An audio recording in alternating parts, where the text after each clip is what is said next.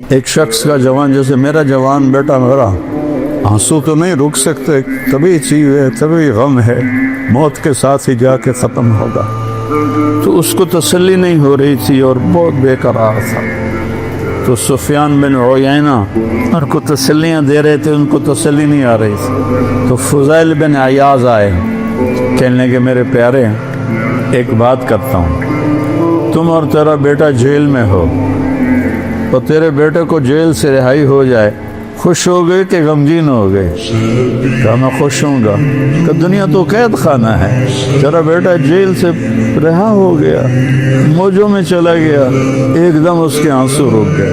یہ تو قید خانہ ہے، یہ دھوکے کا گھر ہے، یہ مچھر کا پر ہے، یہ مکڑی کا جالہ ہے، یہ لا تساوی جناح بعود ہے، یہ مچھر کے پر کے برابر بھی نہیں ہے، یہ متاع قلیل ہے، یہ دار الغرور ہے، یہ دار البوار ہے، یہ دار العبرہ ہے، یہ دار الفنا ہے، یہ مٹ جانے کا گھر ہے، یہ لٹ جانے کا گھر ہے، یہ پٹ جانے کا گھر ہے، یہاں کھنڈر ہی کھنڈر ہیں، جہاں میں ہیں عبرت کے ہر سو نمونے، مگر تجھ کو اندھا کیا رنگ و بو نے، کبھی غور سے یہ بھی دیکھا ہے تو نے کہ معمور تھے جو محل اب ہے سونے۔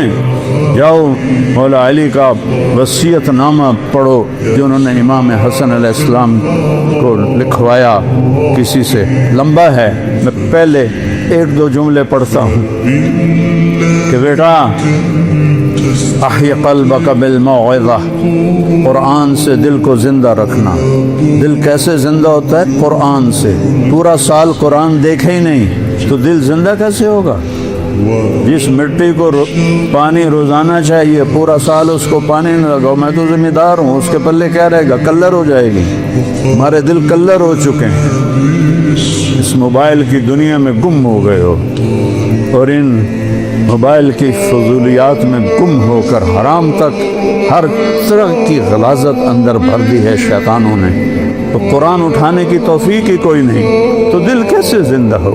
احی قلبک بالموعظہ، اس دل کو زندہ کر قرآن سے، ونورہ بالحکمہ، اور اسے نورانی بنا اپنے نبی کے کلام سے، اپنے نبی کی باتوں سے، وقوہ بالزہد، دنیا کو لات مار کر اپنے دل کو مضبوط بنا، وذللہ بالموت، یہ اکڑنے لگے تو اس کو لگام چڑھا موت کی، حسن مرنا ہے، کیوں اکڑ رہے ہو؟ وقررہ بالفنا، اس سے روزانہ کہے تو نے مرنا ہے۔ یہاں تو کوئی موت کی بات کرے تو ایک دم یہ کوئی خیر دی گل کرو کی تو موت دی گل چھیڑ دیتی، سب سے بڑی خیر کی بات تو ہے ہی موت کی۔ وقررہ بالفنا، سب اقرار لے کہ تو نے فنا ہو جانا ہے۔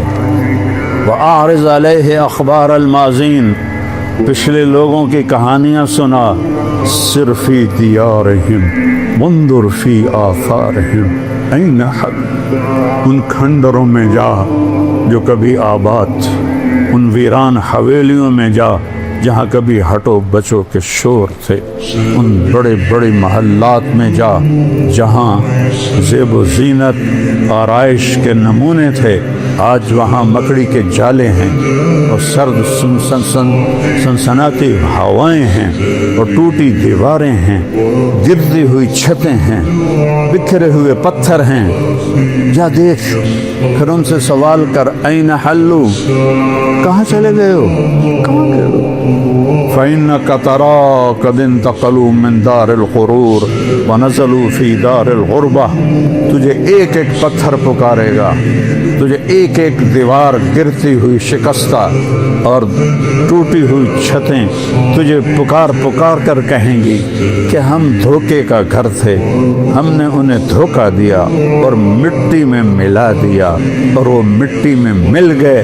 فَإِنَّكَ صِرْتَ كَأَحَدِهِمْ، اے حسن یہ کون ہے؟ جنت کا سردار، یہ کون ہے؟ میرے نبی کی آنکھوں کا کی ٹھنڈک ہے، آنکھوں کا تارا ہے۔